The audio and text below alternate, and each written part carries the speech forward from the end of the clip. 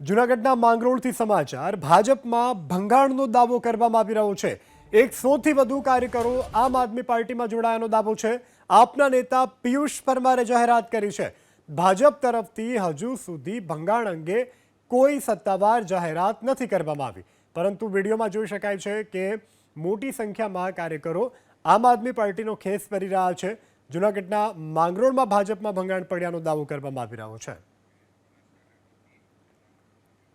જૂનાગઢના માંગરોળથી સમાચાર ભાજપમાં ભંગાણનો દાવો કરવામાં આવી રહ્યો છે।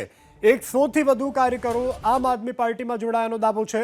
આપના નેતા પિયુષ પરમારે જાહેરાત કરી છે। ભાજપ તરફથી હજુ સુધી ભંગાણ અંગે કોઈ સત્તાવાર જાહેરાત નથી કરવામાં આવી, પરંતુ વિડીયોમાં જોઈ શકાય છે કે મોટી સંખ્યામાં કાર્યકરો આમ આદમી પાર્ટીનો ખેસ પહેરી રહ્યા છે। જૂનાગઢના માંગરોળમાં ભાજપમાં ભંગાણ પડ્યાનો દાવો કરવામાં આવી રહ્યો છે।